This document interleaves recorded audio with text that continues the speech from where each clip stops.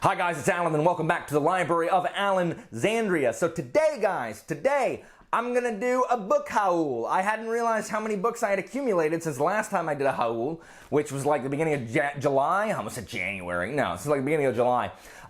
So I have a monthly book budget. I actually have a monthly spend whatever I want budget. And I've just been buying books recently. And of course, like Ghost of Tsushima and Last of Us 2 when they came out. But anyway, so I have just acquired, books here and there since the beginning of July. And so I'm just going to go through these. One of my favorite things when people do book hauls is holding up the book and being like, this is what I think this book is about. And like if you've read it, you're always like, that's not what it's about at all. So I'm hoping that I can do a little bit of that here. And if it's a book I haven't read, you guys can be like, yeah, that's not what it's about at all, Alan. But it's fun anyway. You read the back and it just goes to show you how little the freaking back tells you about what the book is about, right? So anyway, I'm gonna go ahead and start with, I have two arcs that I have, which is really cool. I got an advanced reader copy of Ka-Chunk! Nightmare by Chad Nicholas, and the white on this. I gotta figure out, if y'all know how to do something about like the white balance when I hold up a white thing, I don't know how to work my camera well enough, but anyway. So, this is Nightmare by Chad Nicholas. Chad was super nice and sent me a copy of this in advance. It's coming out at the beginning of October. My review will be out probably the 1st of October, so that it can come out right before the book pops and, give it a little push for... it is a horror book. I don't read a ton of horror. I do like horror. And it has scarecrows, and that's going to give me nightmares. I often read outside in my garage with the garage door open at night, and I'm going to be terrified of scarecrows, I guarantee you. I used to use scarecrows to frighten my D&D players back when I ran a game most recently. So anyway, I'm super excited to read this book. I've heard good things. I've seen other booktubers who I like review it and have loved it. So look for my review of that at the beginning of October. Thanks again, Chad, for the advance copy. Now, the other advance copy, I'm so excited. This is my first NetGalley arc. Like my first one, and I'm so pumped, and it's from Orbit, which is, one of my favorite of the publishers. It seems like they publish all the books that I really like. And so this one is Tower of Fools by Andrzej Sapkowski, the author of the Witcher books. Now, I did not enjoy the Witcher books as much as I enjoyed Witcher 2 and Witcher 3 for consoles. In fact, I think Witcher 2 and Witcher 3 is the best way to experience Geralt and the Witcher.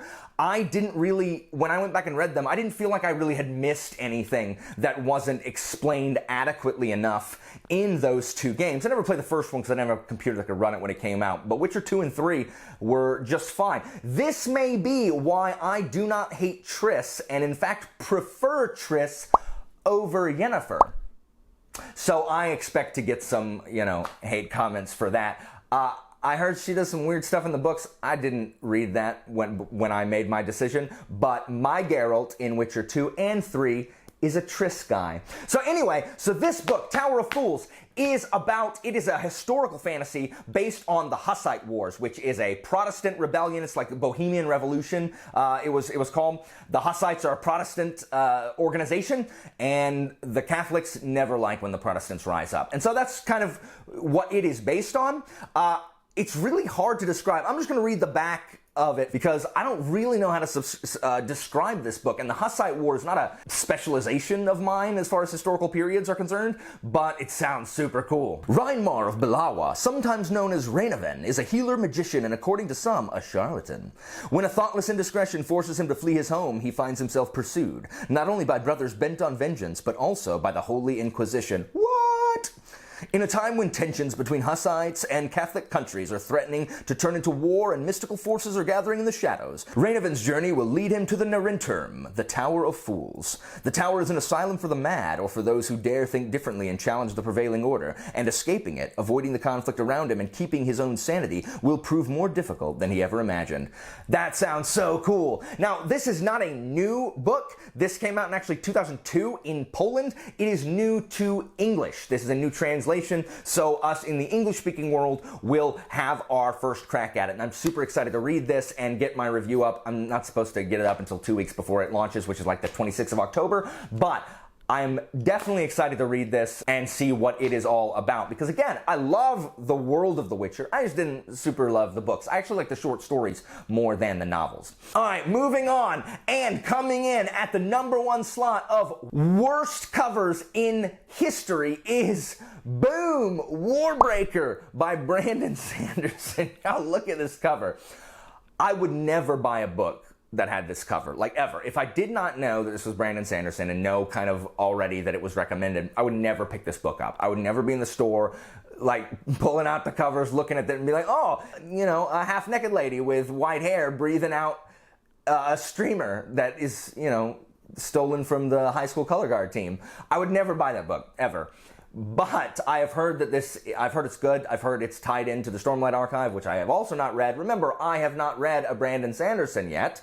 I'm fixing that in November when I'm going to start Mistborn with some other people who are all going to be out in the cold for Rhythm of War in November, where I'll be like looking in like the window, like, oh, you know, begging for them to throw some soggy pizza rolls at us or something. But this book apparently has a magic system called Breath that has to do with colors. Alex Nieves actually dropped a really good review of Warbreaker just recently. I'm going to link that down below. And I feel like I know everything I need to know going in. It is Sanderson. Apparently there are creative swears, which apparently he does a lot. I don't know anything about Sanderson, but I am excited to delve into this, one of his 2 standalone novels, despite the fact there's going to be a sequel for it at some point. So, excited about Warbreaker, but man, that cover, the UK cover, is way better for that one. Next, Pachunk, Neverwhere by Neil Gaiman. I actually didn't have this book until this morning. My buddy Andrew had borrowed Senlin Ascends and Trader's Blade from me and was returning them, and he brought over this book for me to borrow. It is by Neil Gaiman, and I have read one Neil Gaiman book. The first thing I read by Neil Gaiman was Good Omens, which was a collaboration between him and Terry Pratchett, and I love Good Omens, mostly because I really love Terry Pratchett. And then I read American Gods, which was fine. I mean, I liked American Gods. I didn't watch the TV show or like the sequel. I think the sequel's Anansi Boys. I didn't read that. So I'm not I wouldn't call myself a Gaiman fan, but I have heard people talk about Neverwhere, that it's really good. Apparently it's some alternate London dude discovers secret London, and secret London is filled with like secrets and secret things. Chim chimney, chim chimney, chim chim chiree. A sweep is as lucky can be. And he has to escape secret London? I don't know. It's called Neverwhere. If you've read Neverwhere, please tell me. If you're a Neil Gaiman fan, is Neverwhere the top? Is it the top echelon of Gaiman writings? Next up, Boosh, The Gutter Prayer by Gareth Hanrahan. I think I'm saying his last name right. This is a cool cover. I like this cover.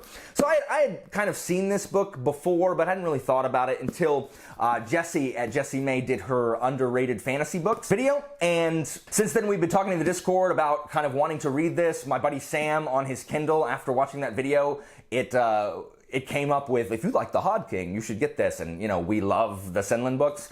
And then it just kept appearing anywhere, so he picked it up, I picked it up. I think Jesse's picking this up, and I think we're going to read this at some point next year, like the 3 of us as a buddy read, and probably anybody else who wants to join in. We have so many buddy reads at Shelf Space, guys. It's ridiculous. It's where TBRs go to die. So, this is about a heist. There's 3 thieves. That's all the back says. It says, the fate of the city rests in the hands of 3 thieves. They alone stand against the coming darkness. As conspiracies unfold and secrets are revealed, their friendship will be tested to the limit. I like thieves. I like secrets unfolding. So, I mean, and it's a cool title, cool book. I'm excited to read this one as well. How many times can I say excited, y'all? We all have the words that we say over and over again. Next, Ka-chunk, Boosh, Spellslinger by Sebastian de Castell. So if you've been watching my videos, I'm a huge fan of Sebastian de Castell. Guys, you don't understand. Like, he is my new auto-buy author. I'll read anything that he puts out. He's coming out with a companion series to the Greatcoats next year, and oh my gosh, could I be more excited? Could I be more excited? I'm Chandler. Could I be wearing any more clothes? I'm so pumped, guys. I'm so pumped. This is the first book of his YA series, which I think is just younger magic greatcoats. And that's, at least that's what I'm gonna think going into it. It's about young mages that are getting into like magic duels and stuff, and I hear there's cards like gambiting, which is awesome. I don't normally read YA, but I like De Castell so much as an author that I'm firmly behind that his method of storytelling and the way he tells his stories is going to be enough to kind of keep me engrossed, even though I don't generally read YA books. But I'm excited to see what Spellslinger is about. I have heard good things. I haven't heard anybody say they hate it, so I'm excited for younger magic greatcoats. Boosh! Next is Book 1, Jade City by Fonda Lee. This is about Jade that gives people magic powers, and there are crime families who want the Jade and probably regulate the Jade and kill each other to get more Jade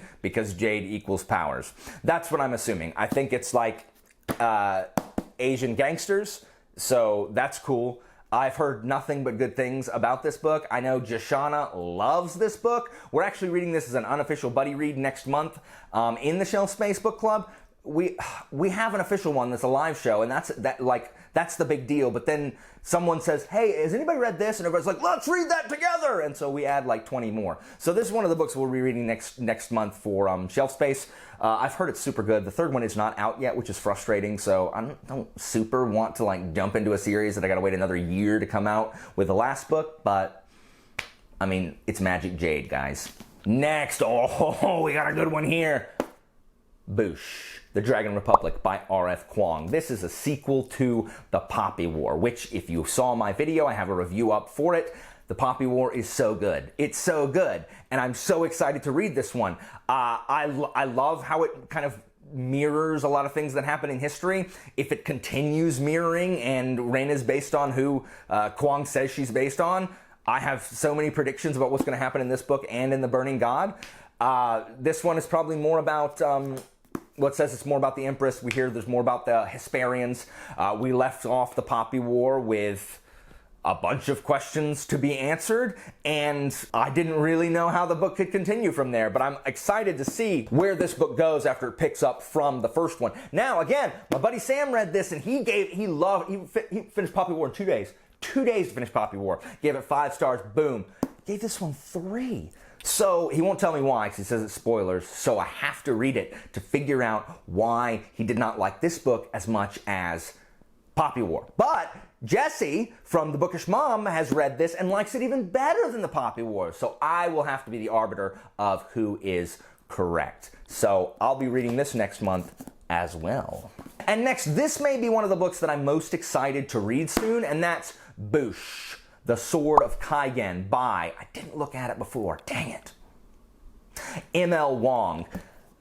This book looks so cool. I have not heard a single person not like this book. I haven't. If you don't like this book, please be the single dissenting opinion down in the comments and let me know what you didn't really like about it without spoiling it. But I've heard such good things about this. Water magic, which is awesome. It takes place on this spit of land called the Sword of Kaigen. It apparently has a really awesome mom character. I know this is one of Jesse at the Bookish Mom's favorite books. This is, I know Angela at Literary Science Alliance also really loved this book. So I am really, really excited to read it. I've opened it and a bunch of like Japanese terminology and actual Japanese names as opposed to like fake Japanese names. Hi, like, are you ready to read this? Hi? Like apparently Jay Kristoff does in his YA Japanese novels that like one Japanese focus group person could have told you that's not how Japanese people talk. So this looks much more authentically Japanese. I'm really, really excited to read this, guys. That was my major in school. I love Asian history. I love Asian-inspired stuff, and I've got like 3 things that are Asian-inspired. Yes! We're reading this Shelf Space Book Club in November, reading this beast. The Hod King, Book 3 of the Books of Babel. I got this book. I've already reviewed it. I already put that review up, so I'm not going to say a ton of this other than I cannot wait until next September when the conclusion of the Books of Babel comes out. Guys, Josiah Bancroft is hands down one of my favorite authors. He's probably the best writer that I've read. His prose is amazing. It's amazing without being dense. And I know that's weird to describe, but it's just so good. This leaves on cliffhangers galore. So, super excited to see what comes next for the Books of Babel. Next, Boosh right here, these three bad boys. Books 2, 3, and 4 of the Greatcoats. I have already read these two and one of them has a review up, the other one's been filmed and will be up later this week. And then book 4, Tyrant's Throne. These books right now may be my favorite fantasy novels right now. This may be my favorite series. I'm going to be talking about these series forever. I love the Greatcoats. I wish I was a Greatcoat.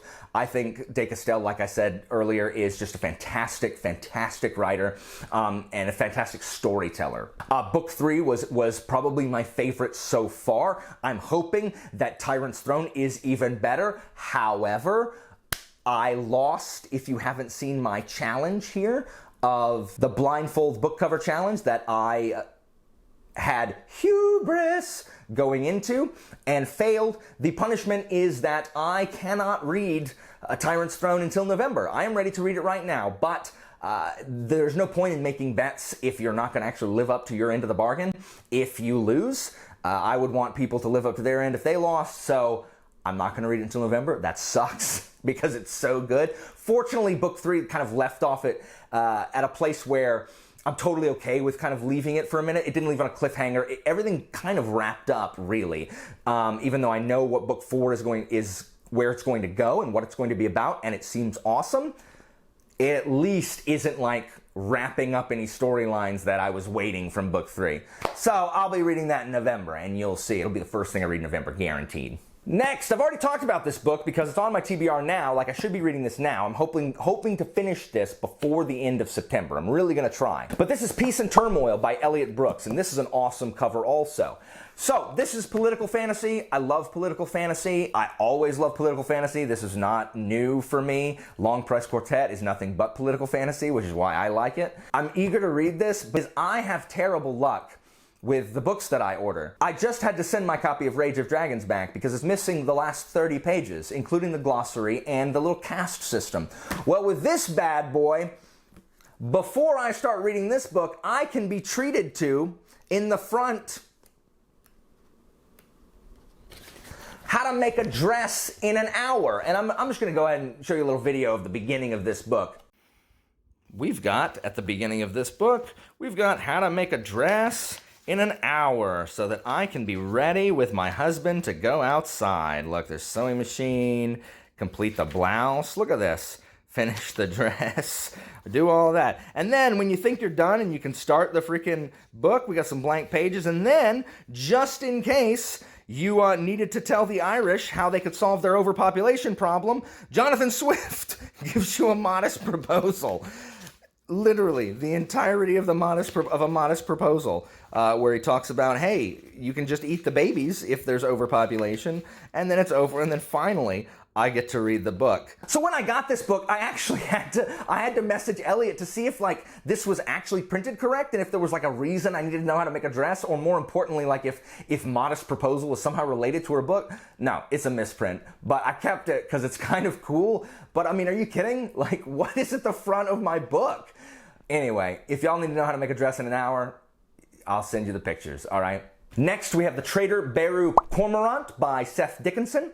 So this is the first book in a four-book series. I don't think the fourth one is out yet. And Matt over at Books Rebound loves this book. And he told me what it's about. It's about like economic domination, guys. Which to me sounds awesome. Apparently, Baru is a member of this like tribe on this island or whatever. And this civilization called the Mask or the Masquerade, they come and they kind of insinuate themselves by essentially destroying their culture by just like, you know, taking over trade and economics and just, I mean, essentially what the Europeans did for every culture that they destroyed. They just kind of assimilated them and just slowly eliminated it all by instituting their own kind of policies. And so Beru, I think, becomes one of the Masquerade. She goes over to their side and is doing these terrible things so that she can take down the Masquerade from the inside. It sounds really, really cool, and I'm hoping that I can get to it soon. It probably will not be in 2020, but it is definitely one of my very, very urgent reads in 2021. Next up, the 5th season by N.K. Jemisin. So this is Bookish Mom Jessie's favorite series right now because it has awesome moms. I hear it's written in the second person. I read the first page and it makes me sad. I bought this before I had finished The City We Became, which I did not love. I stopped it like 80% of the way through, and that's probably just because I was on audiobook. I think if I had been reading it, I would have finished it out, but I gave it 2 stars. I didn't love it. Jemisin's writing is, I think, really good. It's not for me. I am going to give her another shot with the 5th season. I'm definitely going to read that before I decide if Jemisin is for me or not, so that will happen hopefully soon as well. This book is about a broken earth. Apparently there's a big old chasm in the middle of the earth, and like dust spews out all the time. And it's written in second person, mostly, which is weird. That's all I know about it. Next, we've got The Red Knight by Miles Cameron, the first book in the Trader Sun cycle. This book looks really cool, and I keep forgetting that I have it, and I keep forgetting to put it on TBRs, and I'm definitely going to read this early in 2021.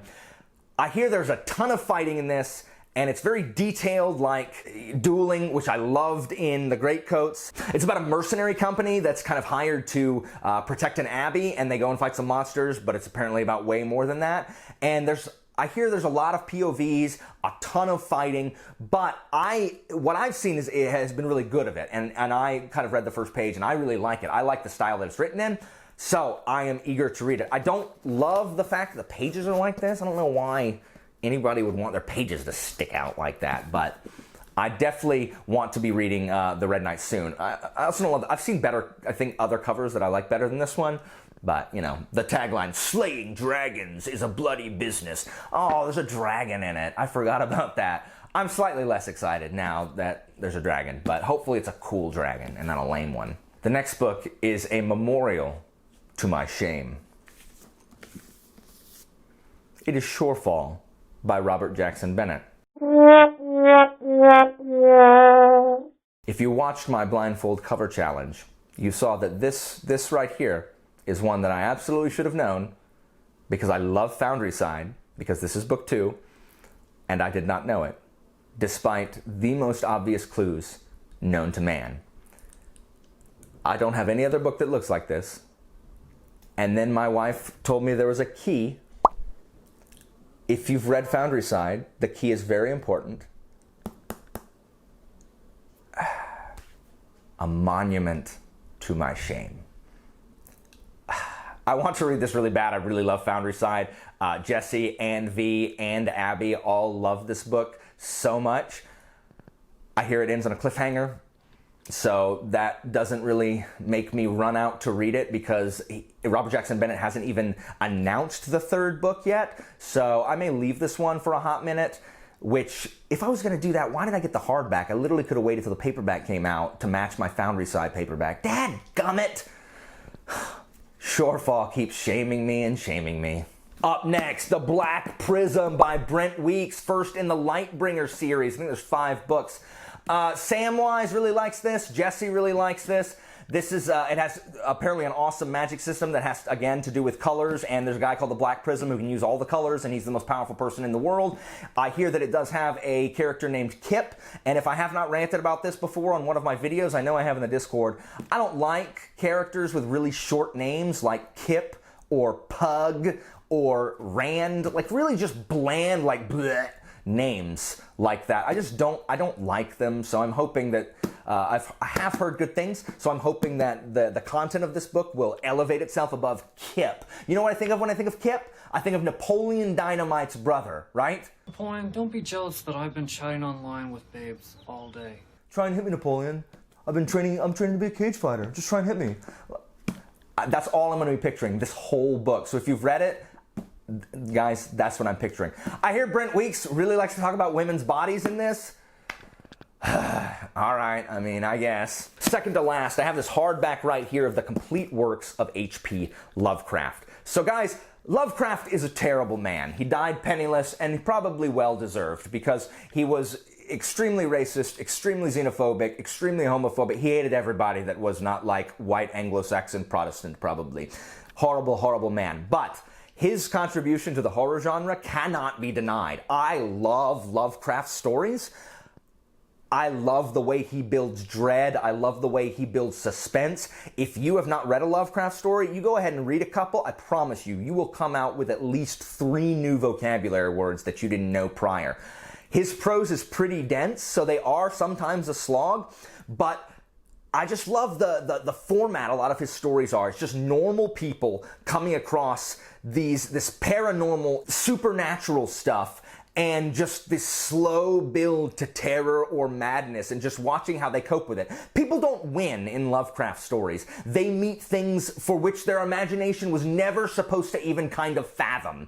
And I just love it. I love Lovecraft's writing. And so what I'm going to try to do is, I'm not going to read it all at once, but I'm going to try to read maybe 3 stories. I'm just going to read a story here and there, and when I get to 3, I'll do a video review of like the 3 stories that I read. 1, if it's a novella, like Mansions of Madness, not Mansions of Madness, like Dunwich Horror or Call of Cthulhu, Shadow over Innsmouth. If it's one of Mountains of Madness. If it's one of the novellas, I'll probably just do 1. But I'm definitely not going to just read the whole thing all at once because I have other stuff that I need to read. And I'll try to fit some of that in October. My October is so crammed, especially if I plan on finishing Crippled God. So... But, you know, October's spooky month, so maybe I can contribute to the spookiness by reading Lovecraft. And so finally, the reason you're actually here watching this book haul, I have one final book that I hauled that was sent to me by the Shelf Space Book Club. And this is the real reason that anybody's actually watching this video, is to watch me open this. This was very kindly sent to me by Jesse, so I didn't have to buy it myself. Alright, I'm going to open it. Can you see me? Am I up far enough? Yeah. Okay. What the crap? This should not be... There we go. It's so long!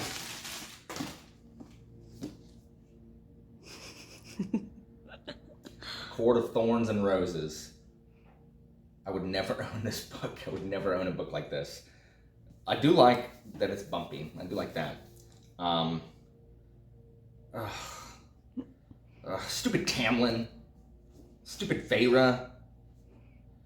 Oh my gosh, how long is this? How many pages? Like 416 pages.